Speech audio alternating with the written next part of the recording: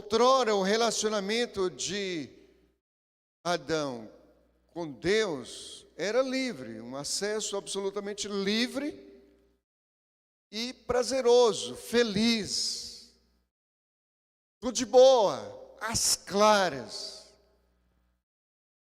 Quando Adão desobedeceu a Deus e cometeu o pecado, então, como eu disse, bagunçou tudo. Agora não está tão livre, tão feliz assim.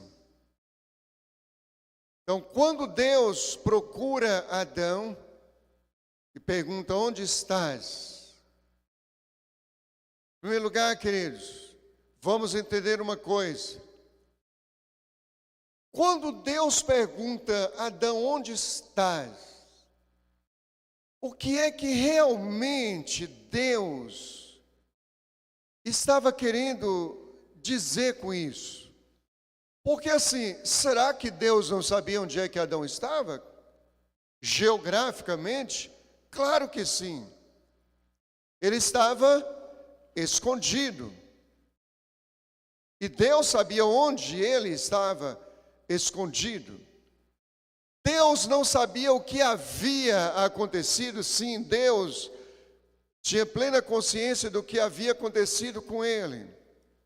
A pergunta de Deus em relação a Adão dizia muito mais respeito a Adão, a reflexão de Adão, do que propriamente o que Deus queria saber dentro da teoria da sua pergunta, porque ele já sabia de tudo.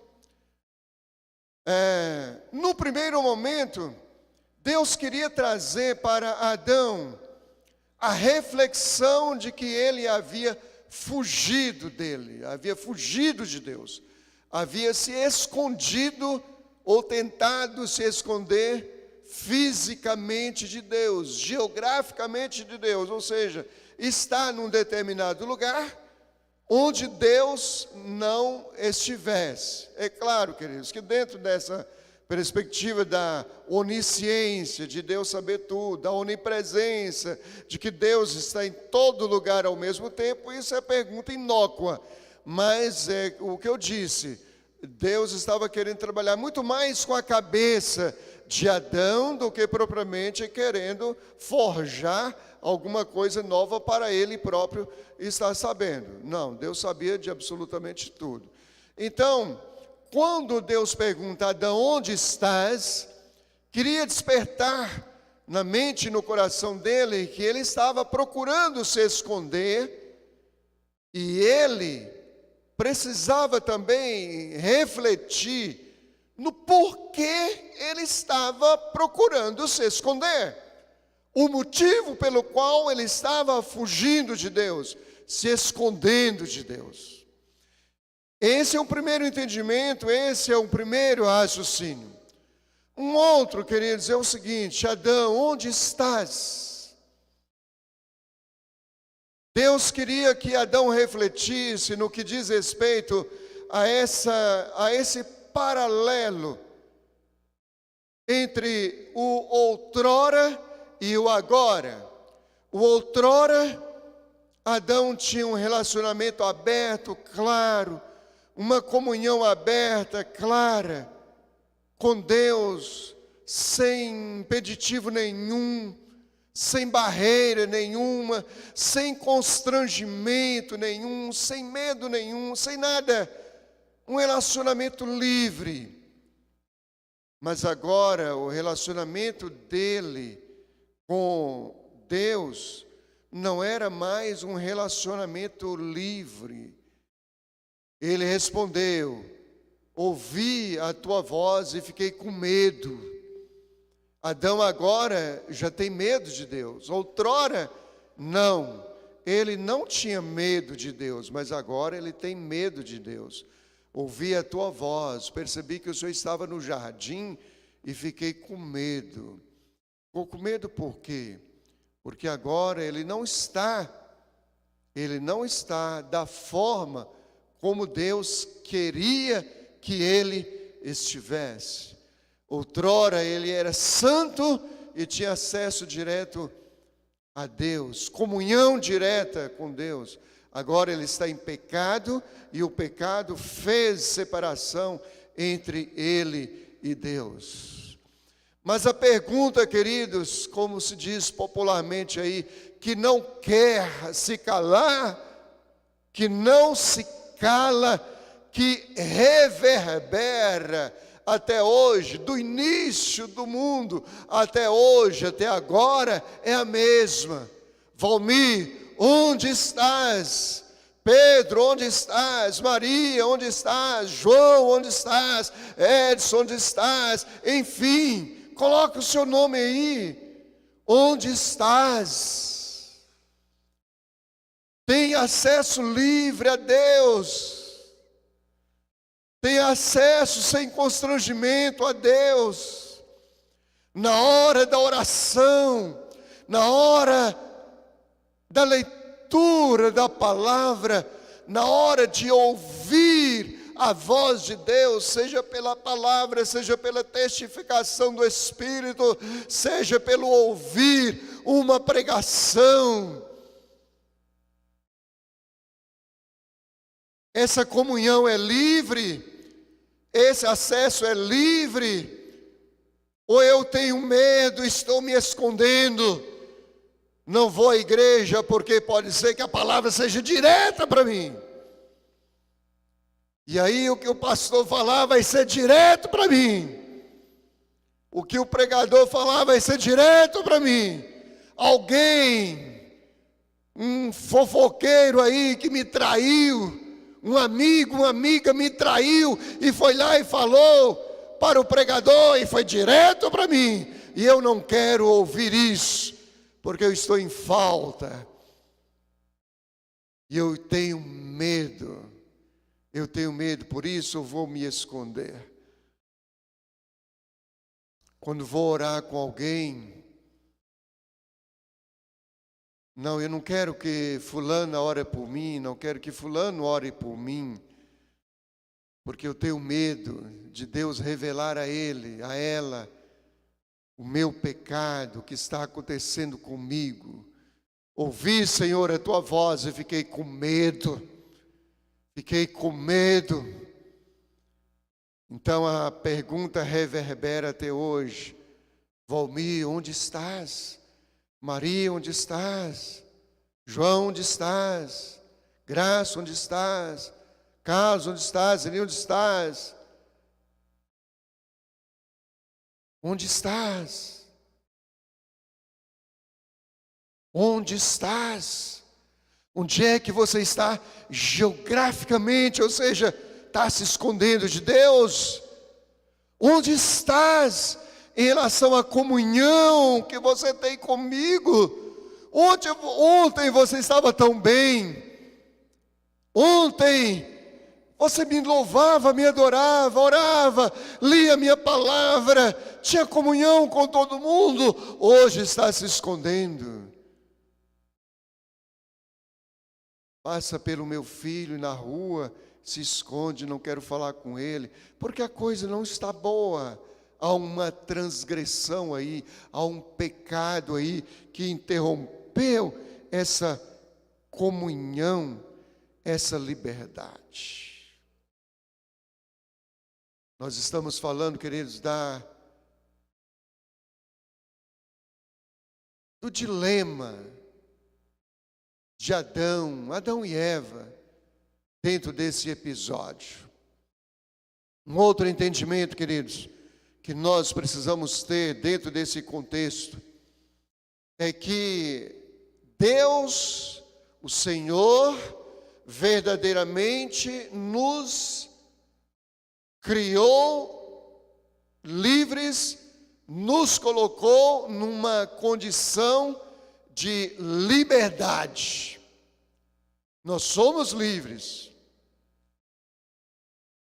Alguém diz assim: eu bebo, eu fumo, eu adultério, eu faço tudo porque eu sou livre. Exatamente o contrário. Você bebe, você fuma cigarro, fuma drogas, prostitui, adultera. Não é porque você é livre, porque você é escravo do pecado. Livre é aquele que poderia fazer tudo isso, mas não faz. Porque ele, por ser livre, ele domina o pecado que jaz à sua porta, que bate na sua porta todo dia, toda hora. Leva uma caneta dessa para casa, rapaz. Ou leva uma caixinha de caneta Big para sua casa. Isso aí não é de ninguém não, é do governo. Isso aí não é de ninguém não, é da empresa. Uai, que contradição é essa? Eu estou dizendo que não é de ninguém, é do governo, então é do governo, tem dono. Não é de ninguém, mas é da empresa, é uma contradição, é da empresa. Não é meu, não me pertence. Quem é cleptomaníaco vai pegar e vai levar para casa. Quem tem a patologia do roubo vai levar para casa. Porque ele é escravo desse pecado. Mas o que é livre diz, isso aqui não é meu. Eu até estou precisando de uma caneta Big em casa, mas eu vou na loja e vou comprar uma. Vou adquirir de forma diferente. Eu sou livre. Eu posso não levar para casa aquilo que não é meu.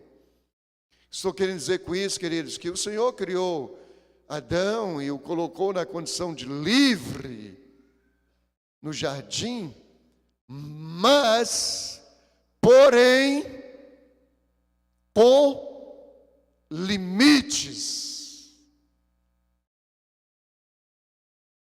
Morar numa casa com um jardim pequenininho já é um prazer, uma diversão. Ver uma planta germinando, crescendo, uma rosa, uma flor, regar, já é uma diversão, uma terapia ocupacional, uma cura. Imagina morar num jardim onde você tem de absolutamente tudo, tudo. Eu aprendi uma coisa, queridos, na minha casa. Poxa vida, eu vou plantar um pé de manga aqui, nada. Isso aqui vai começar a dar manga só daqui a 5, 7 anos. Vou não. Depois eu aprendi uma coisa. Todas as plantas que eu tenho na minha casa, inclusive já produzindo, de acerola, de tangerina, de limão, de manga, outras eu já esqueci, de goiaba, fui eu que plantei. Mas eu confesso que eu tinha esse desestímulo, porque vai demorar demais. E eu sou imediatista, desde criança eu sou imediatista. Eu não sei se eu já contei aqui para os irmãos, quando eu tinha 20 anos, estava no seminário, eu entrei em contato com a minha mãe e disse: mãe, eu vou fazer aniversário, eu queria que o senhor me dissesse uma coisa assim que eu fiz na minha infância, assim, uma coisa que chamou a atenção. E ela disse: olha, você fez uma rocinha, plantou algumas covinhas de amendoim debaixo de uma árvore e puxou assim um pedaço de pau, sentou lá, um toco de pau, e ficou esperando nascer e crescer. E como demorou muito, você foi lá e arrancou com a própria mão e comeu sujo de terra assim mesmo. E vocês acreditam, queridos, que esses dias atrás eu fiz exatamente isso. Plantei uns caroços de manga, regando. Passa 15 dias, 20, eu fui lá e arranquei o trem. Quando arranquei, as raizinhas estavam começando a brotar. Eu falei: meu Deus do céu, eu não mudei nada. Sou a mesma coisa. Então, sou muito imediatista, mas eu aprendi uma coisa. Eu aprendi que o prazer na planta não é só quando ela está produzindo, mas de vê-la germinar, nascer as primeiras folhinhas e crescendo, e você regando diariamente, isso é prazeroso. Eu só quero dizer, queridos, que Adão foi colocado num jardim que a nossa imaginação sequer pode alcançar da sua beleza. E Adão, você pode fazer tudo aqui, Adão, isso é para você, isso é seu. Só vou estabelecer um limite. daquela árvore ali, do conhecimento do bem e do mal, não é para você comer. Estabeleceu o limite. Nós fomos chamados, queridos, à liberdade, mas nós não fomos chamados a uma liberdade ilimitada. Deus estabeleceu para nós limites. Faça de tudo, você é livre, inclusive para pecar. Só que o pecado vai lhe trazer consequência. Vai trazer consequência. Então esse é o limite. Você é livre. Mas se desobedecer, vai colher as consequências. Queridos, nós adultos temos limites. O pecado bate à nossa porta, mas nós temos limites. Somos livres, mas se pecarmos, temos consequências. Nossos filhos são livres, mas têm consequência na desobediência em relação aos limites que nós estabelecemos. E se nós não estabelecermos limites para os nossos filhos, nós estamos em pecado.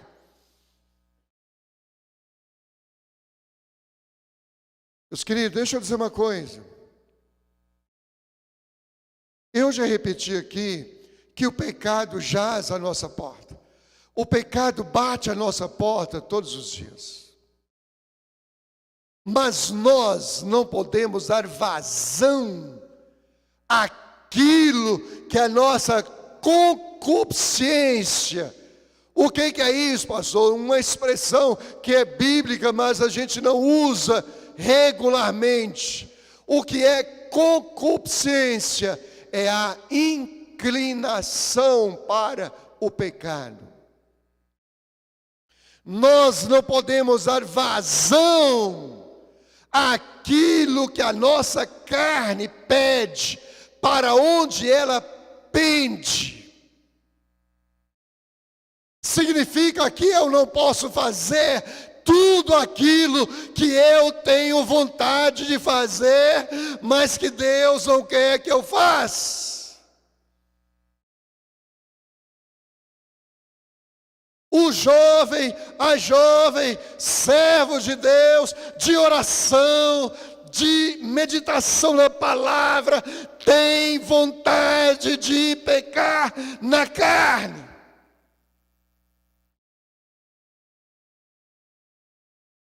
Tem vontade de fazer as mesmas coisas que o mundo faz.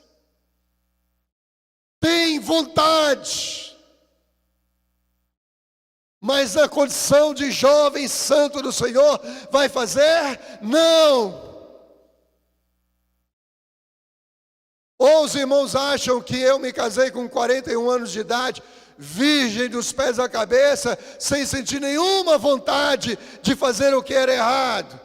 De boa, de boa. Não, eu era um ser vivo igualzinho a você, jovem hoje e adulto também.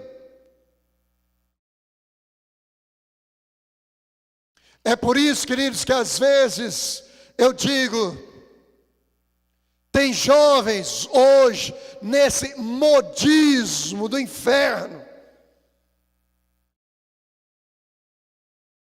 E isso que eu estou falando aqui pode até me levar para a cadeia. Mas o jovem, a jovem sentiu inclinação por outra do mesmo sexo, só porque sentiu vontade de fazer, é obrigado a fazer.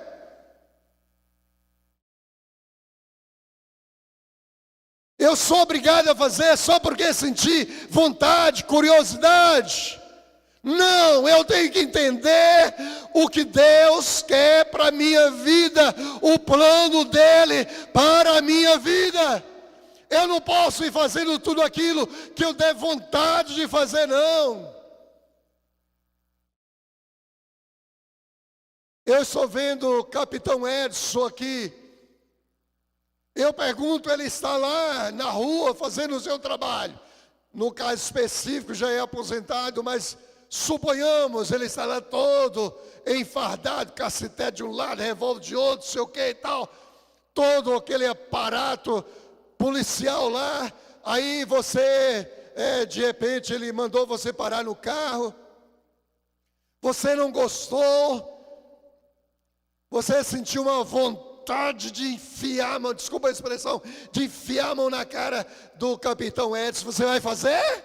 Hein? Você vai fazer? Você não sentiu vontade de fazer? Você vai fazer? Nós vamos fazer? Não. Por quê? Porque temos medo. Porque na hora, deita, bota as mãos para trás, crau, algema, aprenda a respeitar a autoridade, aprenda a ter medo de autoridade. Por que que eu não vou fazer tudo aquilo que me der na telha de fazer, vontade de fazer? Porque eu tenho medo daquele que poderá me punir como consequências da desobediência. Isso se chama temor a Deus. Eu tenho medo do que poderá me sobrevir como consequência da minha carnalidade, da minha desobediência. Então, só porque eu tive uma simpatiazinha ali por uma pessoa do mesmo sexo, eu sou obrigado a fazer? Não, é porque eu sou assim, eu não tenho culpa de sentir a vontade. Então, na hora que você sentir a vontade de, desculpa a expressão de novo, enfiar a mão na cara do soldado lá na rua, faça. Não aprenda a temer a autoridade não para ver o que vai acontecer.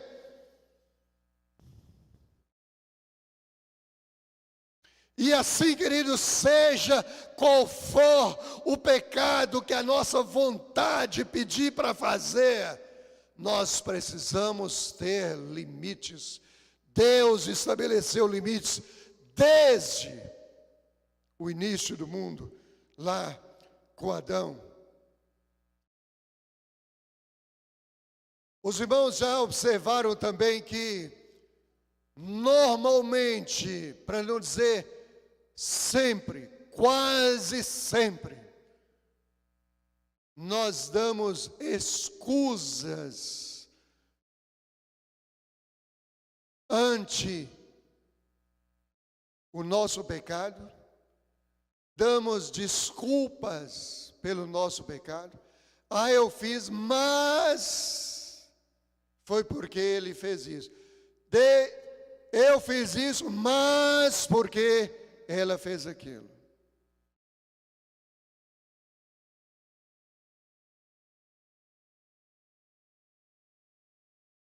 Eu já tive fazendo visitas como pastor solteiro, onde a mulher diz: vem para cá, pastor, mostrando a cama. Aí eu pensei: eu sou homem, eu sou macho. A culpa é dela que me chamou. Eu sou macho, mas sou macho crente, servo de Deus. Ou é macho mundano? Depois vai colher as consequências, porque não temeu a autoridade espiritual que é Deus, em relação a tudo que Ele estabeleceu na sua palavra. Por que tem um bando de chamados desigrejados aí? E outros já estão tentando consertar, e está ficando pior ainda.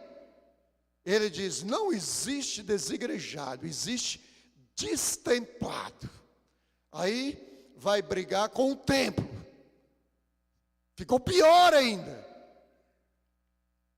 Porque se a igreja se reunir na casa de um determinado irmão, que tem uma garagem grande, que tem uma área grande, que lá não tem templo nenhum, também lá ele não vai. Porque o problema dele é de relacionamento com os irmãos, de comunhão com os irmãos, de amor aos irmãos, de contribuição para o bem dos irmãos, de olhar nos olhos uns dos outros. Ele tem problema de convivência, de amor, de relacionamento e de obediência à palavra. Ou então diz: pastor, só quer enricar. Ah, é assim? A sua igreja é assim? Então procura uma outra, onde o pastor anda de bicicleta, um localzinho alugado, desse tamanho assim, com 15, 20 pessoas. Por que você não vai para lá então? Já que o seu só quer enricar, vai para lá. Mas vai? Não vai. Não vai. Então transfere sempre. A culpa é dela, a culpa é da serpente, a culpa nunca é minha, sempre é de outro. Foi isso que Adão e Eva, no seu dilema, fizeram, transferindo a culpa. A culpa não é transferível, querido, a culpa minha é minha, a responsabilidade é minha. Até porque, se eu disser é por causa de fulano, a culpa é de fulano ou de fulana, então Deus teria que tratar com ela, nunca comigo. Mas o pecado é meu, eu preciso tratar o meu pecado diante do Senhor.